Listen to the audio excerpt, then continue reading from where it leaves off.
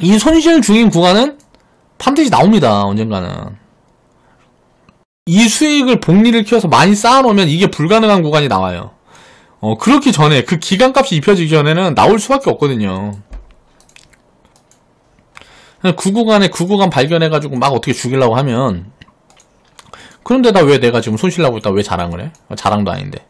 그렇잖아요? 내가 뭐 무서워서 두려워서 못 가고 그런 게 아니에요. 항상 그래서 얘기하잖아. 영상 할 때, 찍을 때도. 지금 우리는 마이너스 20%에서 30% 손실 중입니다. 지금 이제 회복 많이 됐겠죠. 마이너스 한 15%? 회원들 평균이 한 15%? 좀 잘 지키신 분들은 마이너스 5%, 10%까지도 왔을 거고, 지금. 계좌가. 마이너스 15%에서 이제 마이너스 한 25%? 뭐 이 정도 되겠지. 평균이. 지금 이제 많이 좀 회복이 됐으니까요. 이제 한 번 더 흔들리고 뭐하고 해서 올라가기 시작하면 이제 수익을 쌓아가는데, 이번에는 과거처럼 그런 게 아닐 거예요. 굉장히 크게 갈 거란 말이에요. 이렇게 많이 빠지고 더 크게 빠지면 더 크게 가요. 결국 이게 항상 생리야. 자본시장의 생리이기 때문에 그걸 이해를 해야 되고, 워렌 버핏 같은 경우도 워렌 버핏은 얼마씩 운영해요? 자산을 막 1000조씩 운영하잖아. 1000조씩. 근데 이게 막 대공황 때 막 500조 작살 나요. 마이너스 50% 나면. 우리 같은 사람들은 살 떨리지 이거. 저한테 누가 100조 맡긴다 그러면 난 받지도 않을 것 같아. 내가 그릇이 안 돼 그만큼. 팀도 꾸려져 있어야 되고 여러가지 이걸 감당할 수 있는 그릇이 돼야 되는 그릇이 안 된다고. 워렌 버핏이 이 그릇이 되는 사람이기 때문에 이거 감당하고 가는 거예요. 자, 워렌 버핏 투자 수익률은 지금 600배를 넘어서 한 1000배 가까이 가고 있겠죠 지금. 워렌 버핏 이제 돌아가실 때까지, 워렌 버핏 할아버지가 돌아가실 때까지 수익률이 얼마나 만들어질까요? 뭐 한 100만 프로 정도는 만들고 돌아가시지 않을까? 지금까지가 만약 600배가 넘어갔으니까 여기서 10배만 올리면 6000배잖아요. 그쵸? 20배 올리면 1만배네? 1만배면 10,000%, 10만%, 100만%잖아. 한 100만 프로 정도는 만들어 놓고 돌아가시지 않을까? 이 기록을 깨는 사람은 5살 때부터 해야 되겠지. 주식 투자. 미래에 누군가 나오겠죠. 한국에서 나왔으면 좋겠다. 그쵸? 자, 인플레 시대가 오면 어떤 흐름이 올까? 이제 이걸 얘기를 하고 있는 거예요. 저는 이걸 얘기를 하고 싶은 거예요. 인플레 시대가 올 거라고 보고 있는 거예요. 왜? 미국이 금리 인상을 먼저 시작을 했고, 지금 한국도 따라가야겠죠, 결국은. 그래서 이게 한 3%에서 한국이 버틸 수 있는 체력이 얼마냐? 한 3%, 4%대까지 일단 버틸 수 있을 거라고 생각을 합니다. 지금 대출 부담에서 한 2배 정도까지는 버틸 수 있을 것 같아요. 안 무너질 것 같아요. 서민들이 이제 이게 넘어가면 이제 5%에서 이제 한 10% 정도 오면 금리가 이 정도까지 만약에 올라가면 이거는 이제 견디지 못하겠죠.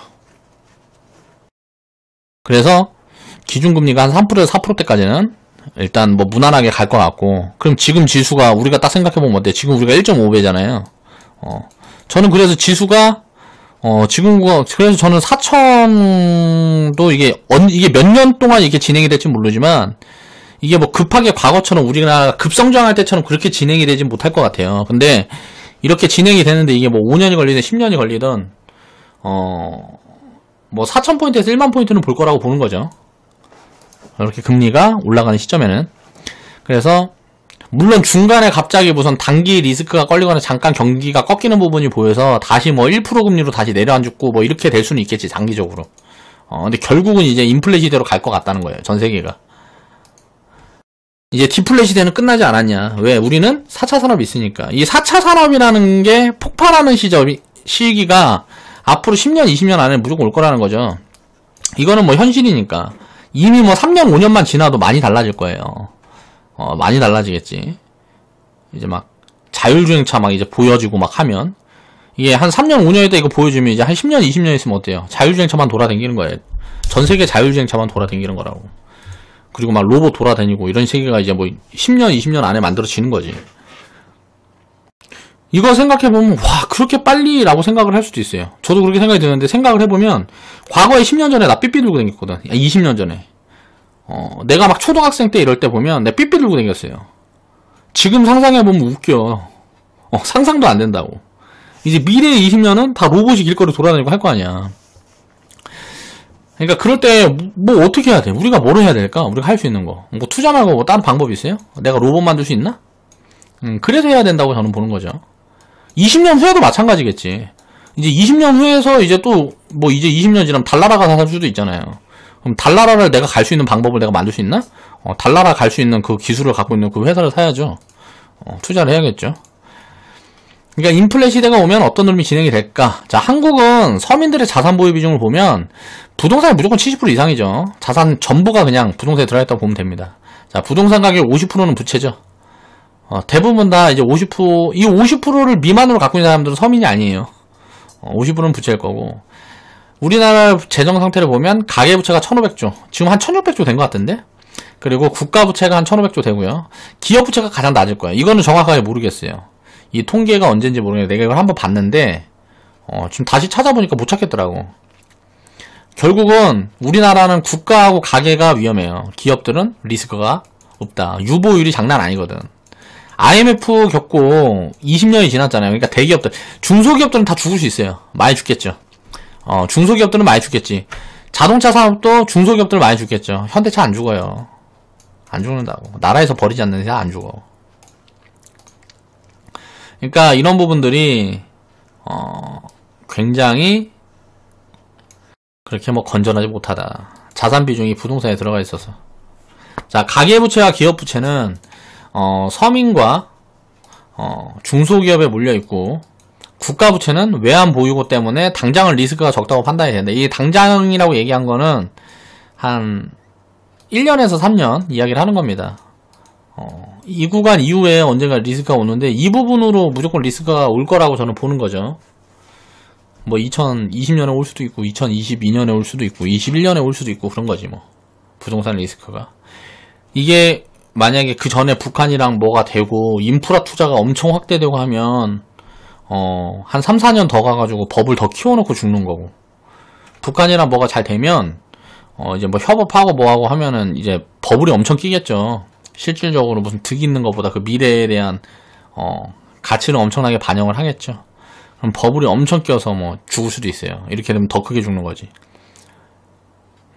그럴 수도 있다고 저는 생각을 하고 있어요. 그러니까 정확하게 언제일지 모른다. 지금 이런 상황이 1, 3년 안에 올 건데 북한이라는 변수가 어떻게 보면 우리를 대응할 수 있는 시기를 조금 더 늦춰줄 수 있다라고 생각을 하는 거죠. 자, 상장되어 있는 기업 10%가 망하면 중소기업은 50%, 70%는 죽는다고 보면 됩니다. 우리가 지금 주식시장에 상장이 되어 있다는 거는 어느 정도 검증이 된 거예요. 근데 거기에서 10%가 많이 망한다. 상장되어 있는 기업들 중에 10%가 작살난다. 그러면 중소기업은 거의 다 죽었다고 보면 돼요. 중소기업들 다 죽었으면 서민들은 더 죽었다고 보면 되고. 그러니까 항상 가장 실패할 확률이 적은 거는 시장 안에 있는 거예요. 우리가 어떻게 보면 그냥 노동을 하고 뭐하고 이런 것들이 어떻게 보면 되게 위험한 걸 수도 있어요. 자, 물가가 올라가면 한계 가구가 늘어나서 서민들은 또 죽어가는 구간이 만들어질 거라는 거죠. 이런 부분들을 우리가 뭐 고용이라든가 이런 것들이 회복이 되고 소비가 회복이 되고 자영업 살고 뭐 하면서 이게 물가가 올라가고 하면 견디겠는데, 그런 부분들이 아니고 지금처럼 안 좋은데 이게 물가만 올라가면 죽는 거지 뭐. 기준금리 3, 4%까지는 버티는 흐름이 나올 거고, 결국 부채가 터지면 한국은 성장이 불가능한 자산에 부채가 몰려있어서 위험하다. 부동산이 성장할 수 있나요? 부동산? 이건 돈놀이거든요. 쉽게 얘기를 하면 폭탄 돌리기 하고 있는 거예요. 여기서 가끔 이제 여기 요 밑에 있는 사람들이 하면 안 되는데 여기로 이 사람들 걸 받아. 여기서 이렇게 돌고 하는 거야. 이렇게 돌고 폭탄 돌리기 하는 거라. 이렇게 돌고 하면서 폭탄 돌리기 하는 거예요. 그러다 이게 빵 터지면 죽는 거지. 부동산이라는 건 생산성이 없다는 거예요. 무언가 새로운 걸 만들어내거나 무슨 그냥 사는데 그냥 주거의 목적만 있는 거지. 주변에 인프라가 깔린다는 거는 이제 생산성이 있을 수 있죠. 그 인프라라는 게 서울은 끝났어요. 인프라가 더 이상 늘어날 수가 없잖아요. 그러니까 여기에서 서울 집값이 올라가는 것들은 전 다 버블이라고 보거든요. 그 중에 일부 최상위층이 사는 그런 곳들은 이거는 버블이 영원하겠죠. 왜? 최상위층은 점점 더 부자가 될 수밖에 없기 때문에, 자본주의 사회에 있으니까 요런 데는 이제 작살이 나는 경우가 오면은 살 수 있는데, 이런 데를 작살이 나게 뭐하고 하게 되면 리턴이 되게 훨씬 크겠죠. 근데 이런 데들은 어떡해요? 서민들은 불가능하죠. 몇십억씩 하고 몇백억씩 몇천억씩 할 거니까. 그러니까 쉽게 말하면 서민들은 부동산 투자는 하면 안 된다는 게 제 주의예요. 자, 기업은 한국보다 해외 비중이 높으니까 그나마 있던 자산 조금 털어먹으면 돼요. 기업들은. 예를 들어서 뭐 자산이 무슨 뭐 한 막 뭐 100조 있다. 그러면 한 뭐 30조, 40조 털어먹어도 대충 60조 있으면 그거 갖고 뭐 딴 거 하려고 할 수가 있다고. 근데 서민들은 안 된다는 거죠. 이게 깡통이 됐기 때문에 다시 처음부터 하고 다시 처음부터 해야 되는데 그게 쉽지가 않죠. 기존에 어느 정도 살던 이 생활 패턴이 있고 뭐가 있는데 거기에서 막 이제 다운되면 다운될수록 굉장히 심리적으로 힘들고 정신적으로 힘들고 사는 것도 싫고 자살률 더 늘어나고 하겠지 뭐. 그렇게 되기 전에 깨닫고 먼저 준비를 차근차근 해나간다 그러면 리스크가 온다 그래서 그걸 두들겨 맞아도 덜 맞을 수 있겠죠. 근데 그런 준비가 없이 이게 문제가 생기게 되면 감당이 안 되는 거지. 그런 것들을 어떻게 국가에서 도와줄 수 있느냐. 과거보단 많이 도와줄 수 있죠. IMF 이전 시대 뭐 진짜 그럴 때는 굶어 죽는 사람도 있고 그랬잖아요, 한국에. 지금 그런 사람들은 없으니까 그냥 정신적으로 견뎌내지 못해서 죽는 거지 굶어 죽는 사람은 없잖아. 자, 버블이 꺼지고 자산 가격이 싸지면 여력 있는 자산가들은 싼 값에 또 쓸어 담죠. 이런 위기가 오고 리스크가 오면 어때요? 항상 싼 값에 쓸어 담는 건 다 부자들이야. 그러니까 빈부격차가 커지는 거예요. 서민들은 싸게 되면 더 사야 되는데 그때 다 도망가요. 부동산은 집에서 쫓겨나고 부동산은 집에서 쫓겨나. 길거리에 나앉죠. 이게 새끼라도 있으면 이건 진짜 막 처참하잖아. 이거 내 살 썰어서 먹일 거 줄 수도 없고 내 손가락 썰어서 국 끓여줄 수도 없고 이거 어떻게 할 거냐고. 이거 참 처참하잖아요 이게. 그러니까 이게 관리가 이게 돼야 된다는 거고. 그리고 이제 뭐 주식 같은 경우는 마찬가지죠. 이거는 황금성이 좋으니까 개인 투자자를 버텨내지 못하는 것 같아요. 이 황금성 때문에. 투자자들은 이 황금성 때문에 굉장히 유리한데 개인, 그러니까 투자자가 아니지. 쉽게 말하면 그냥 개인, 그냥 일반인, 투자자가 아닌 일반인. 일반인 같은 경우는 황금성이 좋으니까 눈이 돌아가요. 막 보면 하루에도 막 10% 올라가고 20% 올라가고 이런 것들 보이거든. 그런 것들 보이면 이런 것들만 잡아내면 부자 되겠다 이러는 거지. 그러면서 결국은 하나씩 몰락해서 다시 또 처음부터. 그러니까 서민들은 항상 처음을 반복한다.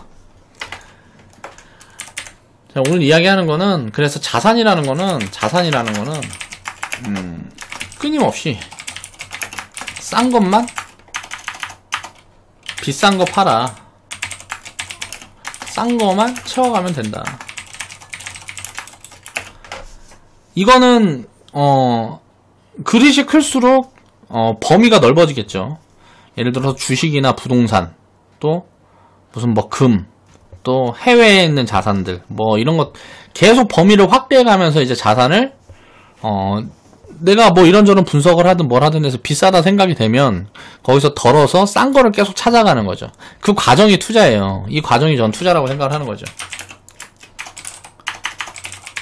이 과정을 경험하는데 이 경험이 힘들어요. 왜? 나이가 들어있어서 힘든 거예요. 그래서 이거를 어렸을 때부터 하면 좋은데 이 경험이라는 거는 되게 어렸을 때부터 하면 5살, 10살에 시작을 한다고 생각을 해보세요. 이 경험을. 근데 이게 관심이 있어야 경험을 하는가. 돈을 가르치려면 어떻게 해야 돼? 애들이 스스로 하게 해야지. 내가 뭐 장난감 사고 싶으면 설거지라도 하고 내가 거기에 대한 대가를 받아서 그걸 가지고 장난감을, 이런 돈의 소중함을 되게 어렸을 때부터 가르쳐야 된다고 생각을 해요.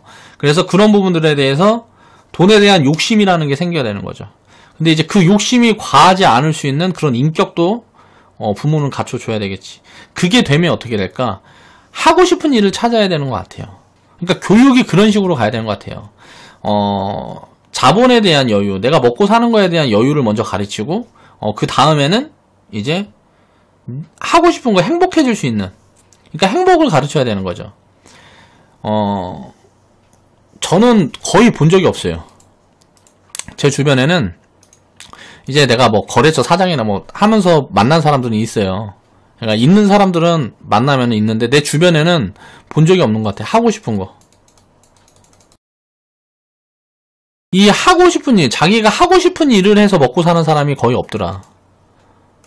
본 적이 없다는 거. 이게 뭐 때문에 그러냐면 돈이 목적이 돼서 그래요. 그쵸? 근데 한국 사람들은 되게 희한하다?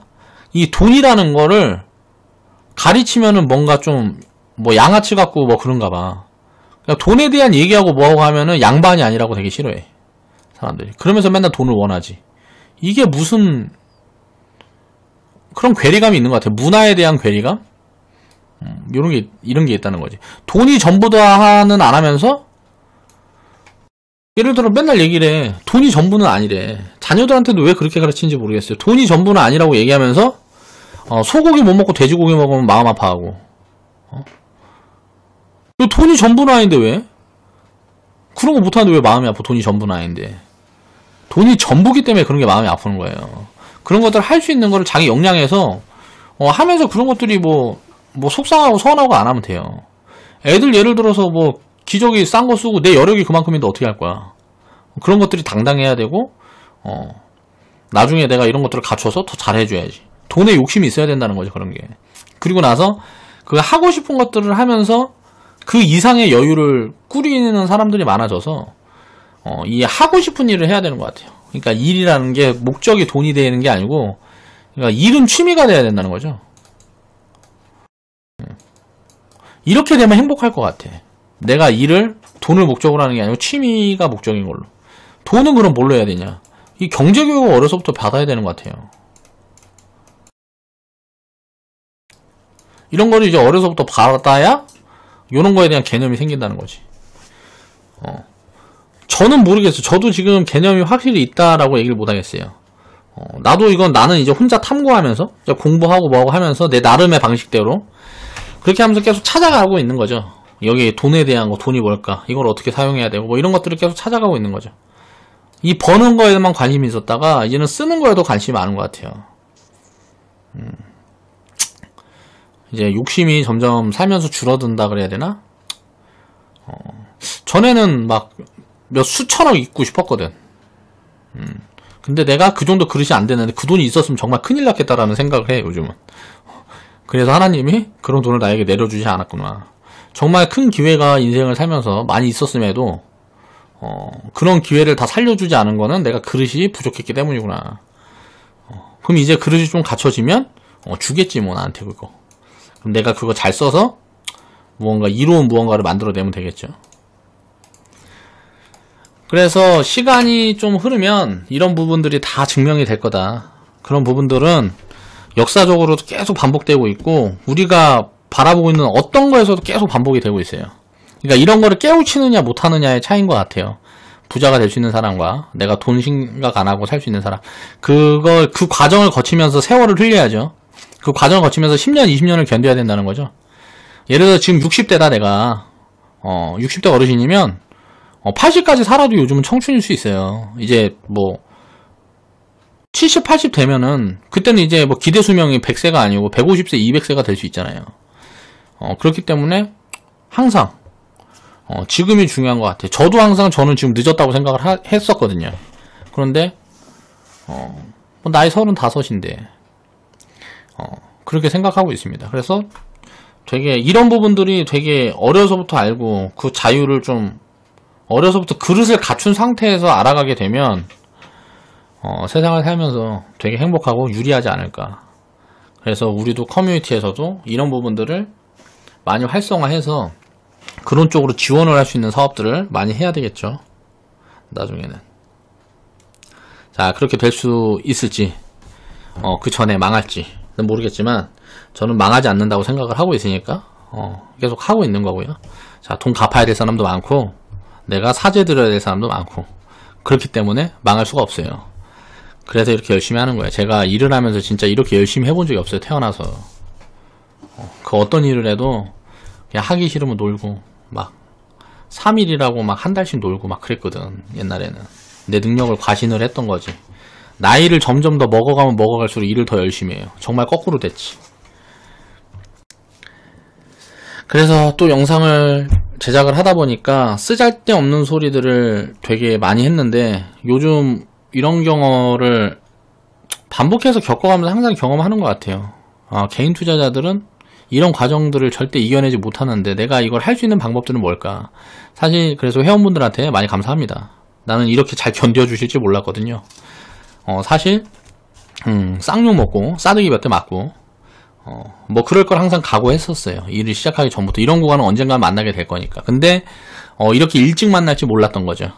이 구간 잘 견뎌내면 왜 그런지는 계속 설명을 드리고 있어요. 왜 그렇게 되는지 내가 아는 부분에 대해서 내 식대로 계속 설명을 드리고 있는데, 이걸 이제 이해하고 하지 못하고는 본인들의 몫인 것 같습니다. 자, 오늘 영상은 여기서 마무리하겠습니다. 이 다음 영상은 공매도에 대한 부분들을 한번 다뤄볼게요. 자, 긴 영상 시청해주셔서 감사합니다.